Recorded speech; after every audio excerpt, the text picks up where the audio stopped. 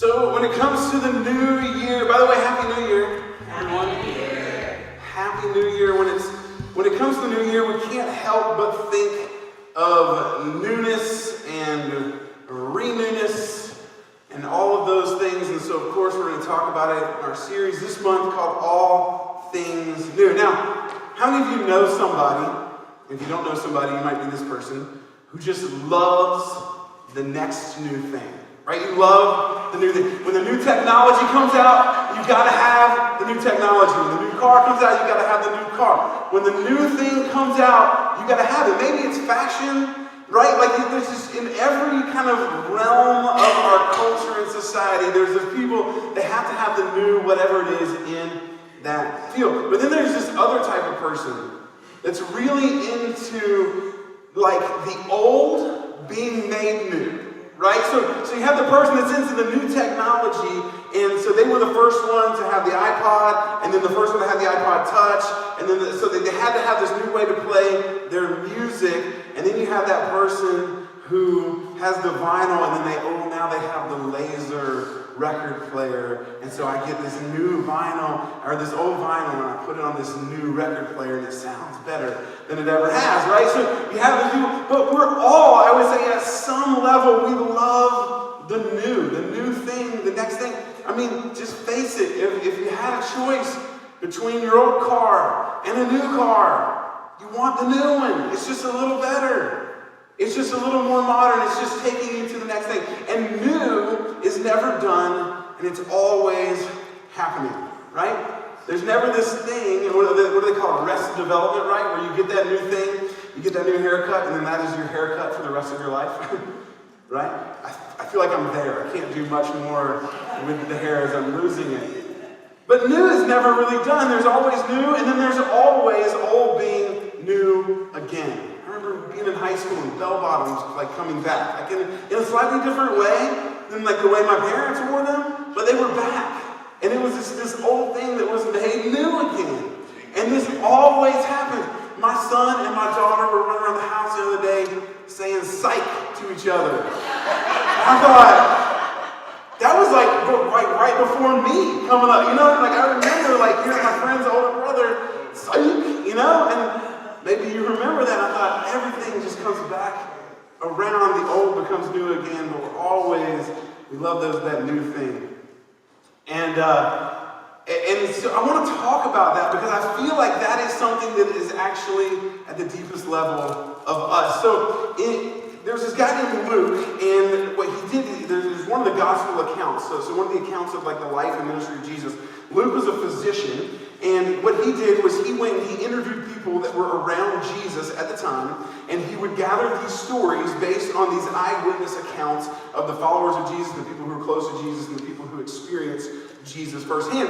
But Luke didn't stop there, and I really appreciate it. So he has the gospel according to Luke that was all about Jesus, and then there's this other thing, sometimes it's just referred to as Acts, but the full name is the Acts of the Apostles, and these were the writings that he actually participated in, and he chronicled what he saw and what was going on with this brand new thing that was referred to as the church, and these people that were referred to as apostles, and that's like a fancy old church word for a sent one, right? These are the people that Jesus said, I'm sending you out to take my message in my life and reproduce who I am in others. And so Luke records this, and this new thing is coming up. It is shaking the Roman Empire. It is this completely different way of thinking. It's shaking the Jewish way of thinking and living, because it was like these Jewish people that started this new thing. And if you're a Jewish person at that time, you didn't start a new thing. You talked about the old thing. And so when Jesus started this new thing, it was really different. And it was kind of like the old thing, but it was like continuation of this new thing. And so this group of people were doing this thing. They were having these experiences, and Luke captures them. In the Acts of the Apostles, we're going to see this guy by the name of Peter, who was like the leader of all these apostles in these churches. And he goes to the synagogue, the Jewish temple, and he heals someone that's on the outside, because they can't get all the way on the inside. They have to be outside because they're unclean, and they can't get in there. If you want to hear more about that, we have a wonderful series called Temples. You can find it on our website and on our YouTube page. And he can't go in, so he's outside, and he heals them, and then this crowd gathers, because obviously if someone's sick and then they're healed, people want to know like what's going on. And so Peter used this as an opportunity to talk about Jesus, and here's what he says to these people. Friends, I realized that what you and your leaders did to Jesus was done in ignorance. I'm glad he started off with friends, right? Because then he says something. You were ignorant of something, and what you did to Jesus, what they did to Jesus was they killed him in a really scandalous way. A lot of people don't focus on just how illegal it was, according to the Jewish laws, to try Jesus and crucify him the way they did. They actually had to use mob mentality to throw out laws and to have Jesus killed. And he said, listen, you and your leaders did this, but it was done out of ignorance. You didn't understand something. He says, but God was fulfilling what all the prophets had foretold about Messiah. He's like, remember these things when they had this thing called the law and the prophets, these Hebrew scriptures? He said, the prophets, Jesus was the person that they were talking about in all these things when they talked about this thing called the Messiah. And that he must suffer these things. You guys are actually part of this suffering that was predicted. Now, repent of your sins and turn to God so that your sins may be wiped away. Now, this was actually Jesus' very first message. Repent, turn to God. Right? It was just, you're going one way. I want you to change the way you're going and go back to God. Back to God. Turn to God. Repent of the way you're currently going. That maybe is the way of ego or selfish, or it's just not the best, fullest way to live life, and turn back to God. Then times of refreshment will come from the presence of the Lord. This is key. I want you to kind of hold that phrase in your mind. Times of refreshment will come from the presence of the Lord. The idea, so I go back to God, I am present with God, and there's this time of refreshment that happens. And he will again send you Jesus, your appointed Messiah. For he must remain in heaven until the time for the final restoration of all things. Now, this word restoration is really interesting. It's the only time it's used in the New Testament.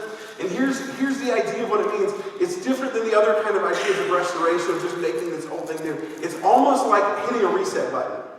Yes. Going back to the start. The way things were supposed to be, that's what God's doing. So God is getting to this point, and there's going to be this restoration of all things. So, the reset button, back to start. The game system's not working, right? We gotta hit reset. And there's a time where that's coming, and this is what God is doing. As God promised long ago through his holy prophets. Again, these Hebrew scriptures talked about this. Look at this quote by Rob Bell in his book, Love Wins. It says, they centered their hopes. And here he's talking about there is the prophets in the Old Testament, what we refer to sometimes the Old Testament, the Hebrew Jewish scriptures. They centered their hopes in the God who simply does not give up on creation and the people who inhabit it. The God who is the source of all life, who works from within creation to make something new. The God who can do what humans cannot, the God who gives new spirits and new hearts and new futures. And so as we talk about this series, this all things new, we're looking at this restoration, this reset, this back to the beginning mindset. That we see that not only those who wrote the Hebrew scriptures, but those even in the New Testament, these apostles, these sent ones, their message was about this reset, this restoration of all things, this new thing. Here's what we're going to talk about. God's work of restoring the world includes you and me and everything. And maybe that sounds really simple to you. And maybe you go, yeah, duh, right? Like I look at it, I see that. But this is not always grasped by people. And I would say people who don't believe in a God at all, and people who very much so identify with a God of some sort. Wherever you are on the spectrum, people have ideas about this idea of newness, and the simplicity of this is often lost. Is that the thing that God is doing in the world involves you and me and everything. And when we put all of that under the umbrella of what God is doing, I think it changes some things about the way that we treat ourselves, the way we think about other people and treat them. The way we treat the earth and the world and the systems that are going on around us. The way that we connect with God is different when we understand that God is doing something to make all things new. And so that includes all things. It means this. It means that there's people that sometimes we feel like they're just past the grace of God. They're not. When there's people that we feel they're just past deserving of love, they're not. Why? Because God is doing something new. He's doing it in the world, and it involves you and me and everything. And when we reset our minds to think about God in that expansive new way, it changes us, so that we can then change the world around us. So, this thing that God's doing, this reset, right? This restoration of all things, this getting back to the way things should be, it started in a garden. Now, there's going to be people who follow Jesus all over the spectrum. That some people are going to say that the story of the Garden of Eden, which many of you I'm sure are very familiar with, it's kind of like the Bible gets started like Genesis 1, then you get to Genesis 2 and 3, and you see this activity in the garden between God and a man named Adam and a woman named Eve. And there's good people. Some believe that this is historical, factual documents, and some believe this is allegory. And a lot of times people want to argue the facts of Genesis, and they miss the truth of Genesis. And so for our purposes today, I don't really want to argue the facts of Genesis. I want us to get to the truth of Genesis, because I think there's something incredibly human and incredibly divine in this story that we will miss if we only look at the facts and we miss the truth that is trying to be conveyed. Because Genesis, I believe, more than historical and more than scientific, is theological. It's telling us something about us and our relationship with the divine. So let's look at that today as we look at the garden. But first, I kind of started thinking about gardens a little bit. Just so some ideas about gardens. I am no gardener by any means, so some of you may have more thoughts on gardens than I do. That's okay. Share them at your table. Cycles of life and death. Right? You look at gardens as cycles of life and death. I think when you look at the world around us, you just see these cycles of life and death. And sometimes we as humans push back on that cycle a lot. Right? I mean, most of modern medicine is just trying to stop you from dying, or at least prolong it, right? And so, but the gardens are built for cycles of life and death. They're cultivated. They're organized to hold life, to produce fruits, to harvest the good, and allow for death. That's the cycle.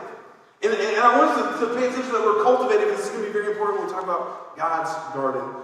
But gardens are cultivated, they're worked, there's this purpose, there's this intention that the ground is going to be worked so that it will hold life, and then it will spring forth, and there will be fruit. We're going to talk about that next week.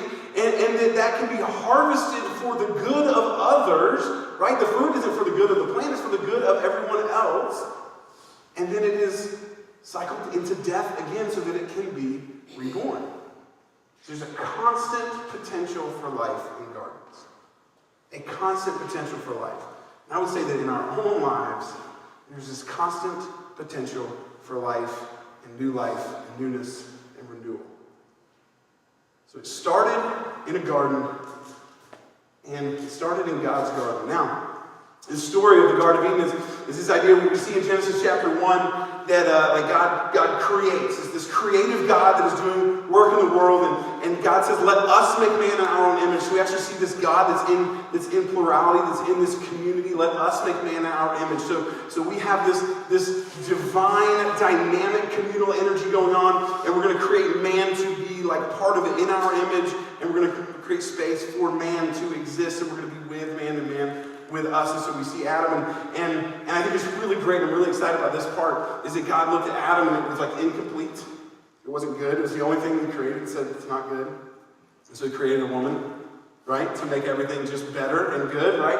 And so you have this Adam and Eve, right? This completeness. And so we see them in the garden. We see at first that God has this garden, so the world's created, and then he takes this garden specifically, and there's these 4 rivers. They go into the sea, and it says that there's like fine jewels there that describes all kinds of metals and jewels that are present in this garden. And then it says that God actually cultivated. There was no human beings to cultivate or to work this ground, so that God does this and makes this happen differently than how it would happen when the human beings get there. And then he places the human beings into this garden, to what? To participate in that cultivation of this garden and to be in the very presence of God and each other and with this garden in wonderful, perfect delight. And what we see in that story is delight in relationship. We see this man and this woman with no shame. They're naked hanging out in the garden, right? Together. There's no shame, there's no fear, there's no guilt. They are just in the presence of each other, in this created garden, and in the presence of God. And so they had this delight in the relationship. They had delight in their work. I love this. Like sometimes we miss this. In the beginning, God gave man work to do. Purpose. If you hate your job, it's probably not like the God thing in you that he wants you to be cultivating in this world. There's this other thing, there's this purpose, there's this thing in you that, and you probably know it, you probably know it's there, you sense it. And there's this work, they had delight in their work. Adam, we see, was cultivating the ground with his wife Eve, but he also gave names to all the animals, which I wonder what those first names were, right? And they're in this delight in the relationship, but also in their work. These things were good, there was cycles. And we don't know how long all of this lasts exactly, but we see that it was good and the delight in the divine. There was this it seemed like this constant unbroken relationship that they experienced with God, the creator, their designer, that they were partnered with in this cultivation of everything. And so here's our idea we're discussing today. When we think of God's garden, when we think of this reset button, it started in the garden, we're trying to get back there, is this delight is experienced with an unbroken, intimate connection with the divine.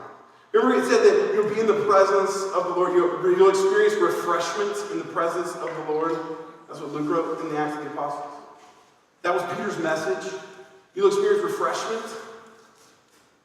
Wouldn't that be nice? Right? Like how many of us in life right now would say refreshing isn't one of the words I would use to describe my current situation? But we see that Adam and Eve experienced this delight, this refreshment, this abiding, this just, we're existing in a meaningful way. And our relationships are good. And our relationship to the world, to the earth is good. Our relationship to each other is good. Our relationship with God is good. And it's delightful. And they were experiencing this thing.